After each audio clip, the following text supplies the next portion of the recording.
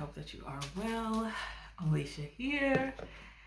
If you don't already know who I am, thank you for joining. Please watch my other videos. I think this is like video episode number 7. Sorry about the light. I have a skylight in this space. I'm still working on this location. But how y'all doing? Like, really, how are you doing? There's been a lot of stuff that has been happening, and it really can sit on you because as a Black woman, a lot of stuff around what's happening with Black women in the media right now and how people are using us to gain follows and money by saying some horrible things. Let me make sure. Some very horrible things about us. So if you have not already done so, please make sure that you are taking care of yourself, making sure that you are finding whatever your version of peace is, because what the hell? People are not getting, because they've been like this, but people are acting a fool. But anyway, moving forward, my name is Alicia Haskett, and I am a person who is always going to be pro-Black woman, and I am an author, I am a speaker, I am a badass boudoir photographer, and I'm the creator and founder of programming that helps other photographers understand how to capture the essence of Black women. That is what I do and what I love to do. And if you've been rocking with me for these last few episodes, thank you. I'm gonna do better with all of this once I get it together. Okay, here we go. But this episode today is going to be about how do you trust yourself. So last week we spoke about boundaries and what boundaries are and what they are not. And today we're just gonna talk about how do you trust yourself. Because what I find is that in order to create boundaries, you really have to trust yourself. Because as I said in the last video, boundaries are the way that you write a love letter to yourself. First thing you want to do when you are talking about trusting yourself is you have to know if you like yourself.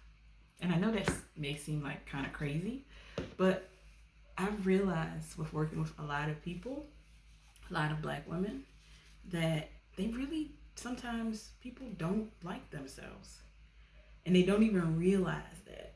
They're just going through the motions, going through the day, dealing with what they have to deal with at work, dealing with what they have to deal with in their home, friends, family, whomever, church, whatever. And they're just going through the motions of existing, but not really living. And so you don't really tap into yourself and say, do I like myself? Like, do I actually like who I am? Not liking who I am to appease other people, but just literally, do I like me? I know some people are like, you should ask yourself if you were dating someone, or if someone was dating you, but they want to date you. No, I'm not talking about that. I'm just talking about, do you like who you are in relation to you? That's the first step. Do you like you? Because you can't trust yourself if you don't like you, who you are. Second thing, I continuously say this because it comes up so much. Forgive yourself. Forgive yourself. I have been through so many emotions when it comes to forgiveness of self. It's always been easy for me to forgive others. Shit, I forgave my ex-husband. And if you read this, you know how that goes and why that was such a big thing for me. But forgiving yourself is a way that you are able to say, I'm showing up for myself in a new way. And one thing that helped me tremendously was to write a letter to myself. I had to write a letter to myself and say, dear me, I am forgiving you And then I listed all of the things that I was forgiving myself for. So anything and everything that I wanted to forgive myself for is what I wrote. And that list was long. It was a long list. It was a long letter. But I wanted to give myself permission to let go of all of that. Like, that's what I wanted to do. I got the wrong comb for this, for sure. Yes, I did. I don't know why I was thinking that this was going to work, because that's what happens when you move. You just have random shit in random places. But I digress. Write it down. Get it out of your mind. Get it out of the space that it holds in your body, and write it down. Everything. And then once you can do that, you can see it. And you can say, I forgive myself for. If you want, one of the things that helped me was to say it in the mirror. I forgive myself for. I forgive you for. And just list those things out. It helped me to take ownership, which I did that anyway. But it helped me to say, these are the things that happen to you. These are not the things that you are. And so I'm releasing you from the guilt of these things. And it helped so much because it allowed me to just say, I'm going to give these things away. They no longer belong to me.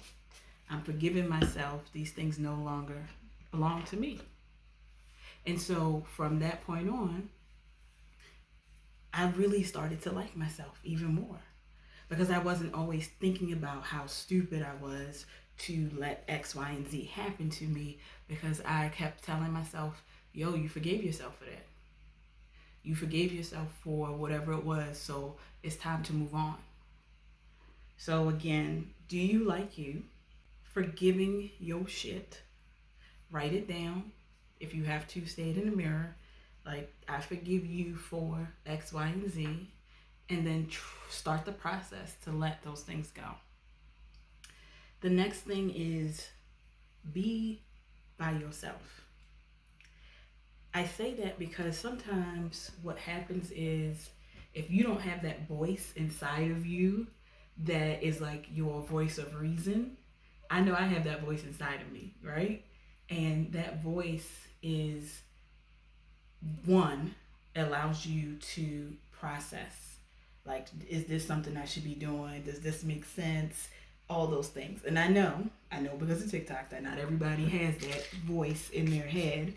But sometimes I know people, if you've dealt with trauma in the past, if you dealt with trauma as a child, that voice that is there is the voice of a parent or a guardian that took care of you. And that voice usually sometimes is telling you that you're stupid, that you're dumb, that you're this, that you're that you're not worthy. And so why I say you have to be silent and be alone is because you have to take ownership of that voice, and you have to dead that voice to find your new voice. So again, those voices that are telling you that you're not worthy, you're not good enough, that you are not the person that you think you are, you have to dead that. So the only way to do that is to be in silence with yourself. And when that voice comes up that tells you you're not good enough, you're not worthy enough, why would you think these things will work out? You have to just say, boop, get it out of there.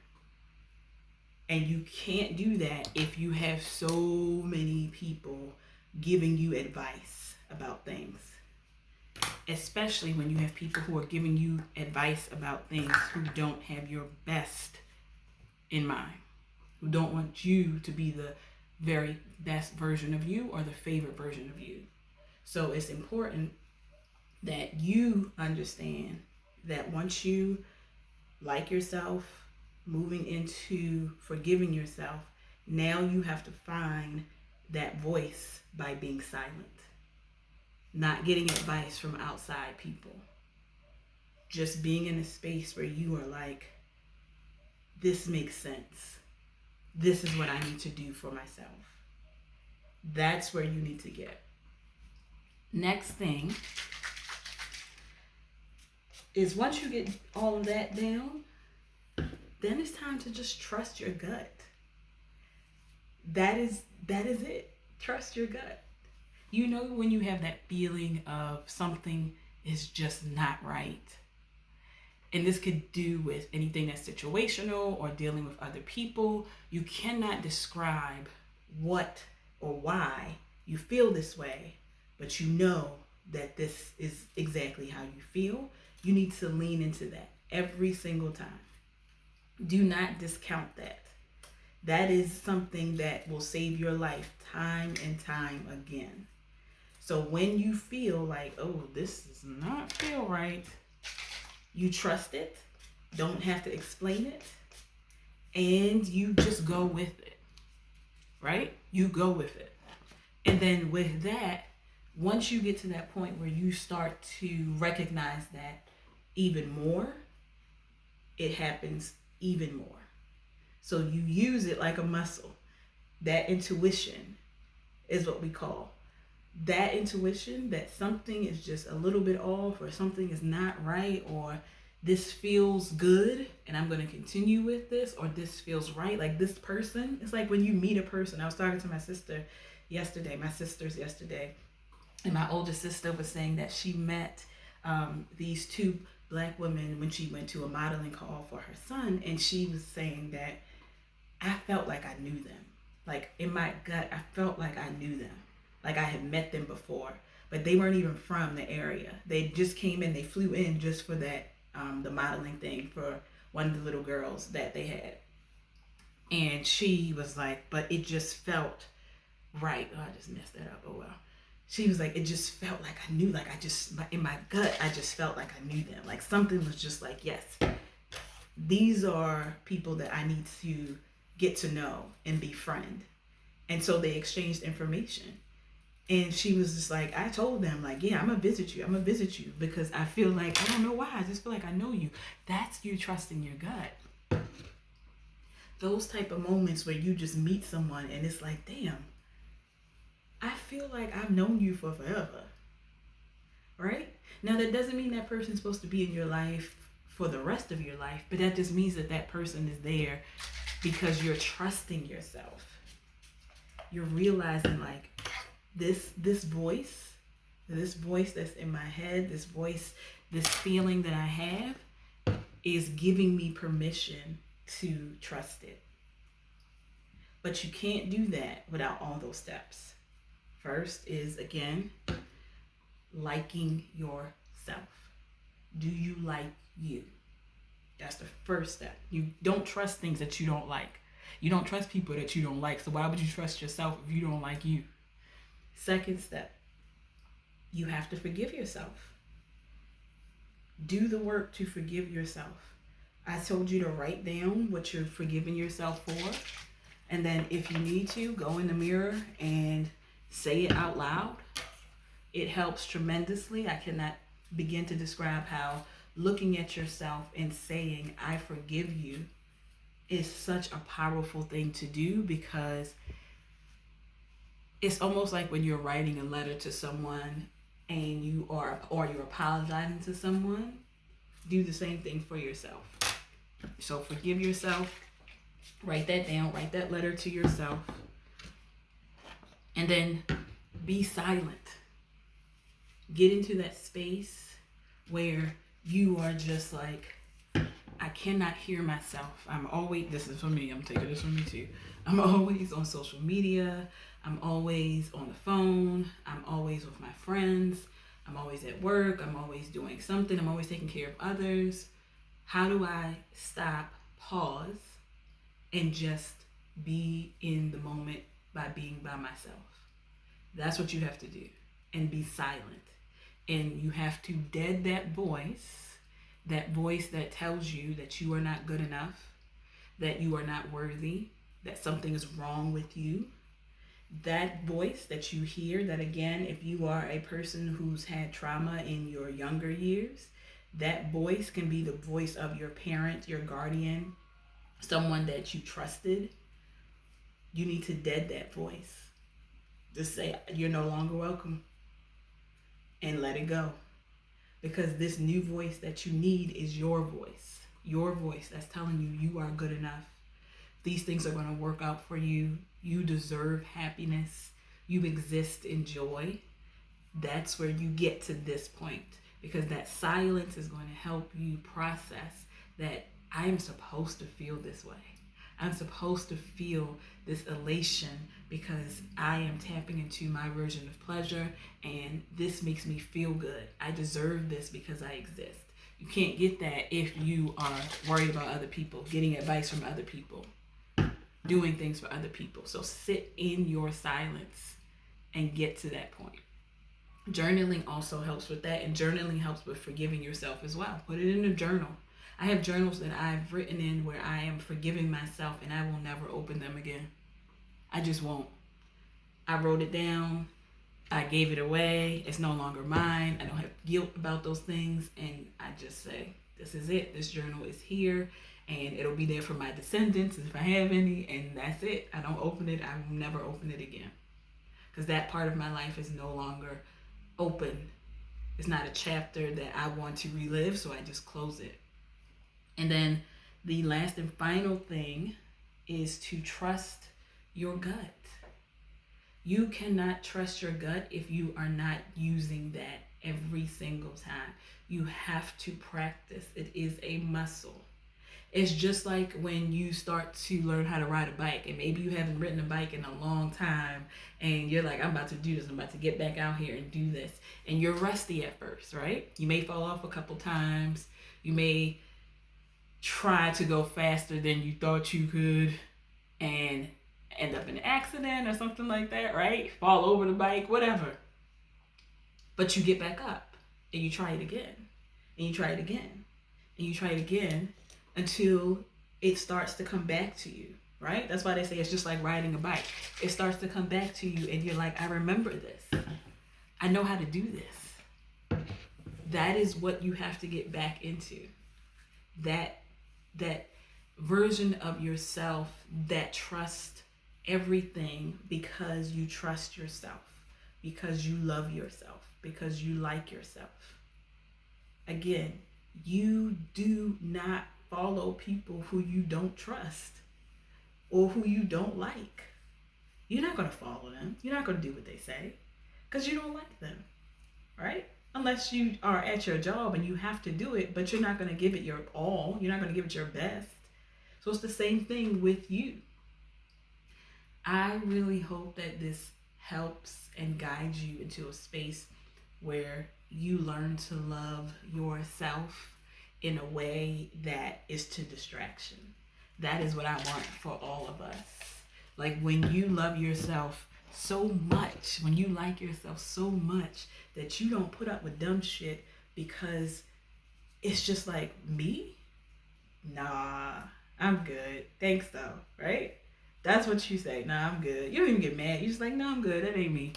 Appreciate you, but that ain't me, right? And you get to that point where you start to trust yourself. You don't question yourself. You don't second guess how things are going to work out for you. You don't second guess when you know that you're putting in the effort to be the best or the most lovable version of you for you, and you're going to stand tall in that. That's all I want for you. If you are in the process of learning and growing and trying to figure out how to get into this space, and you want to feel like you are a part of a community that is doing that, I am inviting you to our trip to Cartagena, Colombia, June 13th through the 18th. I am hella excited for this because the women that are going with us are women who are in a space where they're like, what else? What is next? I've done all this work. I've done all the healing. I've done the journals, the therapy, everything that I could do. And I feel like I'm at a plateau and I want to know what I can do next. How do I tap into me?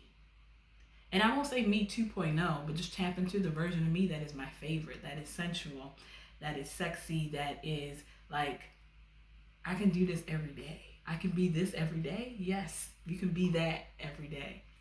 So if you are interested in that, just click on the link below. All the information will be there for the trip, everything that you need. Again, this is June of 2024 where we are going, and I'm just excited, super excited. If you have any questions, please feel free to put them into the comments. I love to hear what you have to say about the videos, how you're using the information that I'm giving, because this here is also a community, and I want to make sure that I am guiding you in the right direction of where you want to go. So please feel free to comment, to like, to share this with whoever needs to hear it. And as always, you are your longest and most expensive relationship. So any money or time that you spend on being your favorite version of yourself is never money or time wasted. I love you. I see you. I am so proud of you.